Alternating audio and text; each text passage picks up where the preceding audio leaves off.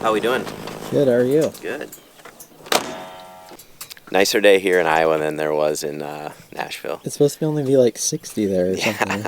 I think you're going to be disappointed with the amount of water we've gotten on the yard this week. Yeah. It's not going to be great for working, but we'll do our best. I was thinking about taking this grass seed on the airlines as my carry-on. I didn't know if that'd be frowned upon. I mean, I think they'll check just about anything. That's pretty funny. Why don't you see if you can just, right in front of that. Oh yeah.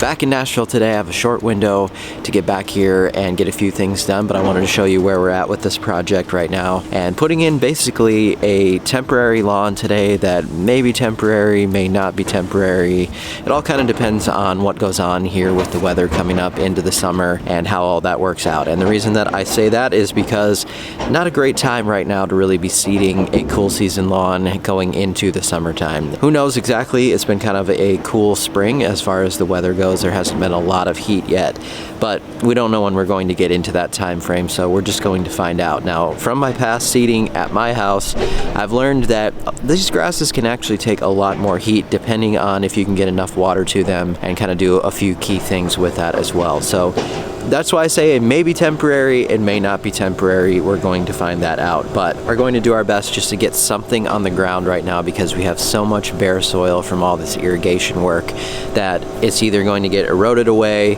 or we're just going to have a whole bunch of weeds come into any of these bare soil areas. So now, today is the time frame to try to at least get something on the ground seed-wise, get something growing, and hopefully it will stay in place until we make a final decision transitioning into our possible fall projects.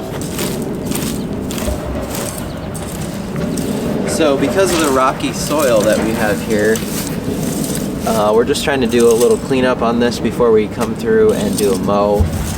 They did a pretty good job, honestly, of doing the trenches, and some of this will probably settle too over time, which is why we're not sure if we're doing a final type of thing today. But at least cleaning up the rocks so that the mower doesn't hit them is what we're trying to do. Get it so we can get this mowed down tight. There's some sort of wire in here.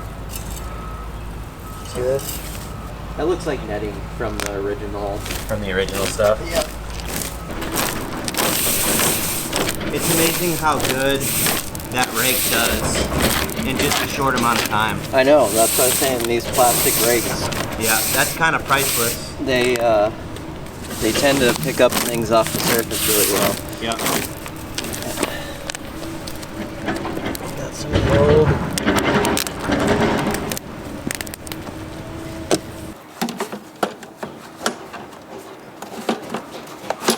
There we go. You ready for this? Yep.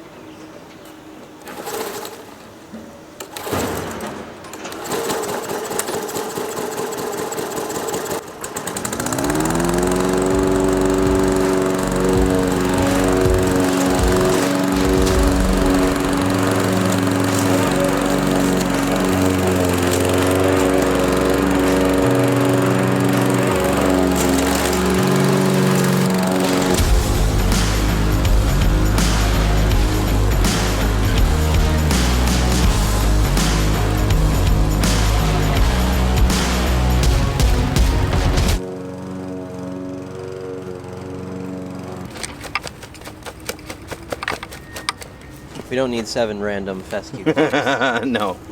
So I'll just have that. Okay. So obviously even the mowing cleans things up a lot, but we're trying to make sure that we have enough space here as far as looking down to the soil to see how much room we have for seed.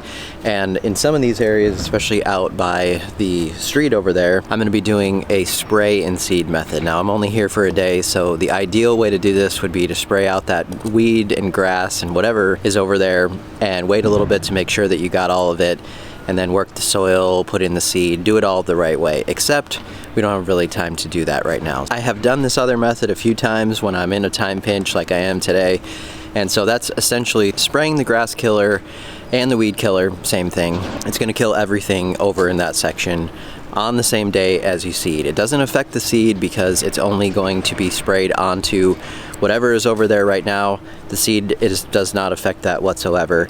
But then we're gonna put some blankets over there, and as things die off, the new seed is growing in. You hope that you got all the stuff that was there, but that's kind of the method when you're in a real-time pinch.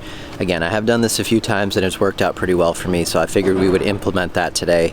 On this front section here, we're just gonna make a decision. There is a decent amount of grass left in here, but we do have these bare trenches. So if we put a different grass in, which we're gonna be using my tall fescue in this section, you're likely going to notice a difference in color, and you're gonna have these little strips in here, and it's just not going to match very well. So I think we're gonna do this probably the same method here, but I'll let Reed decide that. We also got this lovely old netting, which I always say, this had to have been from the original sod, but I always say that if you're doing anything with netting, try to get it out of the lawn as soon as you possibly have growth and are able to mow, because we're dealing with this mess. When you're wondering why you have a spot that doesn't grow any grass, it's probably because you found something like that in the yard.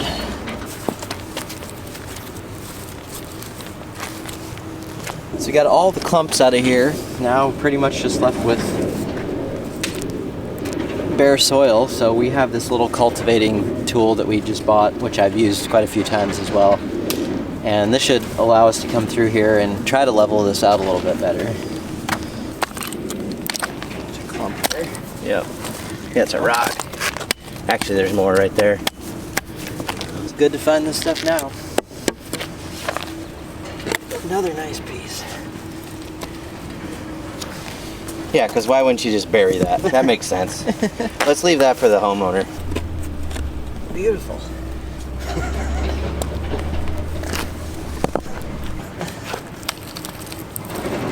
Oh yeah, beautiful. Get that netting out of there, and it'll be much better shape. You can kind of rake with this side, but also use this to like really level. Yeah.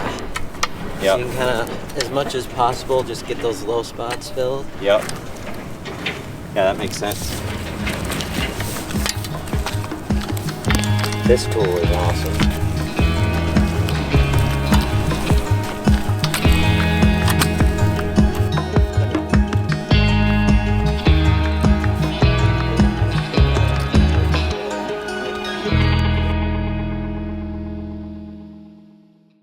Alright, so the only thing that I said we needed to make a decision on, which I'm going to let Reed decide, is if he wants to spray all this front yard, which all is like 200 square feet. It's not very big. So if he wants to spray that, or if he wants to leave the existing grass here and try to seed over top of it and sort of do an overseed, if you will. Now what I said is that the only concern I have is that the trenches are bare soil right now, so you're going to have the new seed grow into those and then probably look slightly different than the rest of it. So can we blend it all together? Possibly, but kind of up to you. I think we spray. That's kind of my vote. Okay, I think we just get rid of it. So this is the product, or anything similar to this. This is just a generic that I found, but this is the one that I like to use. It's 41% glyphosate. I didn't know this, but it's very hard to find now at any of your box stores. In fact, I couldn't find any at all at the box store. So I had to go to the Tractor Supply, which you can still get these products, or I believe you can still order this online. The ones that they have at the store now have different ingredients in there, and so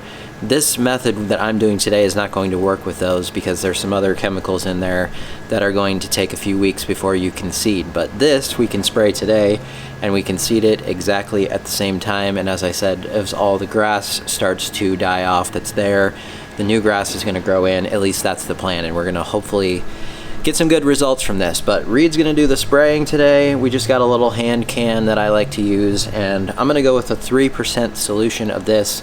So I'll see if I can find this chart and put it up on the screen, but 2 gallons of water in his little sprayer, and we're gonna put 8 ounces of this in there to do that spraying. So let's fill this up halfway, Okay. and then we'll add the product, and then we'll add the other half, and bit. then just agitate. Just a touch more, I think. Perfect. That's good. Good enough? So Reed's gonna start on this little area out here just because there's nothing else around it, and that way he can kind of learn the sprayer and how the spray pattern is going to be. You don't want to start somewhere right next to your neighbors or flowers or anywhere else that you might have something spray and drift onto anything else. And obviously you don't want to do this on a day when it's really windy. So we're paying attention to which way the wind's going, and once we get over to any of those borders, we're gonna use some cardboard or something to block our spray, and we'll just have a nice defined line there too. So he's just gonna spray to where he can see that everything is wet without, you know, drenching everything, but you just need all of the leaves to be covered, and that I could tell has a little bit of a soapiness to it, which means it very likely has a surfactant in it, and that helps it to stick to the leaves and not be droplets of water, but to actually cover all of the leaves on there. So if you don't see your product has any of that and you want to add some surfactant, you can do that, or you can use dish soap, something that just helps it stick to the actual leaf a little bit better than just beating up on there.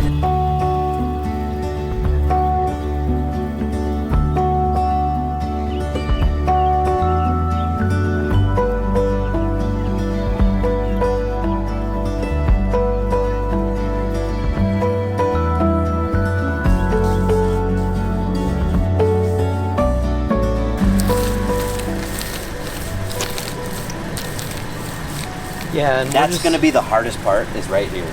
we're just gonna, I mean, the seed still looks like there's enough space to get it down to the soil. Okay.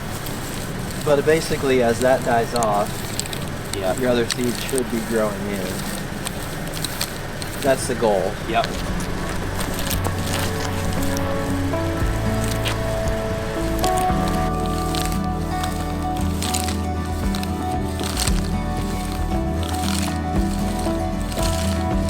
So we got this all cleaned up, I think as good as we're gonna get it, and we used that little soil cultivator thing to go through this. It's thin enough that I think we got enough soil sort of worked up, and then obviously all the trenches worked. And there's just enough moisture here where I feel like it's kind of the perfect time to do this, where it's not too muddy, but definitely that tool worked really well. I think it pretty much saved us. And I wasn't sure exactly what we were going to do without being able to break up the soil just a little bit, since it was so pushed down and muddy and all that, but it worked great. So much rain. Yeah. I mean, that we've gotten the last 5 to 7 days. So now we are going to put down tall fescue. This is the elite tall fescue that we're going to put on here. Then we are going to put some straw blanket over all of this because there's more rain in the forecast. You just never know. I've been seeing some rain videos here that's just like complete devastating rain, as far as if you had seed down, it's gonna all be washed away. So we can't really risk that if we don't have to. We spent a little bit of money just to get these blankets, and then as soon as that stuff starts to grow up through there, get rid of those things, don't deal with the netting, and that will be Reed's job. Yeah, we'll take care of it.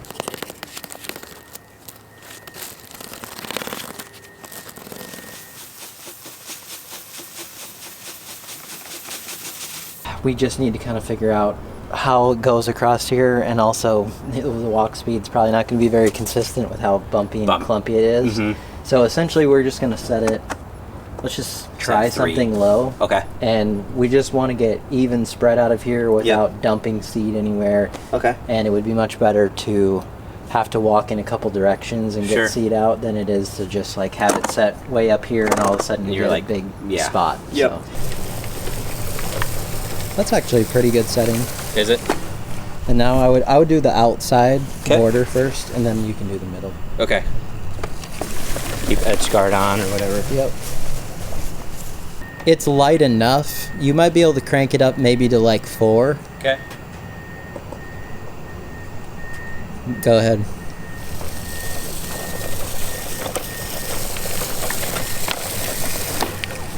Yeah, that's looking good. Does that look good?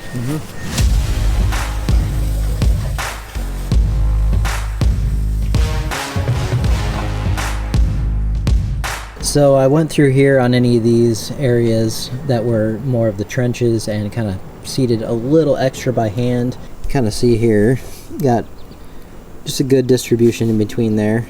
And this is also going to tiller out quite a bit, meaning that each plant here is going to grow quite a bit of leaves on each plant, and you're going to get a lot of thickness from it. So you don't want to go too crazy, because you can get overcrowding, and then you're just going to have plants growing so much in one little area where you get fungus and other issues. It tends to thin itself out over time, but you definitely don't want to just go crazy with the seed and waste a bunch of it. So the reason we got this rake now is that just to basically drag it out here,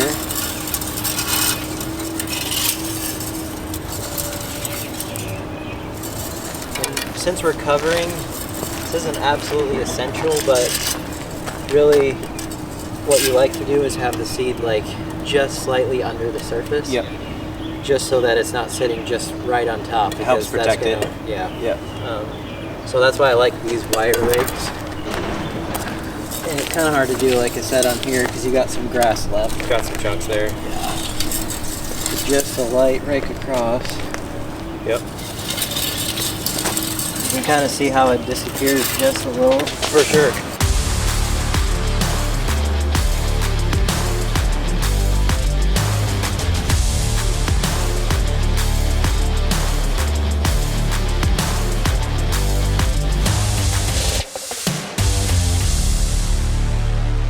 Probably gonna be your best spot.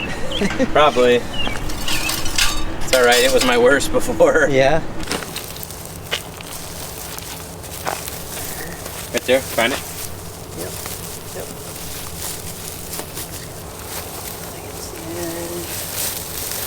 And what I usually do is get the staples and put 3 in this side just on the end, and that'll allow us to have like a spot that we can roll the rest. Yep. Straight in.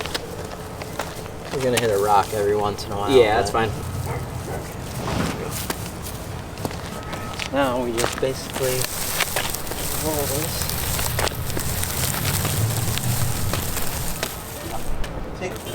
We could have just flipped it, but I like to go the same direction, so when you take them off, Sure. you just come back here and they roll the same way. Makes sense.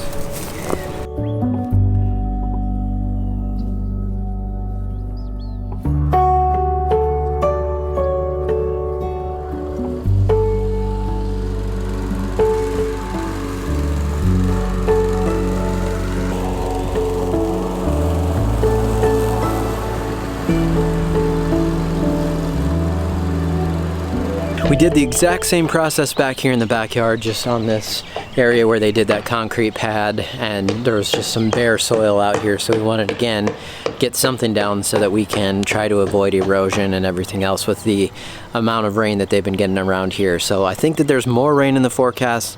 Otherwise, just tested the irrigation system in the front to make sure all the heads are working, and we have coverage over there. Looks like that's working just fine.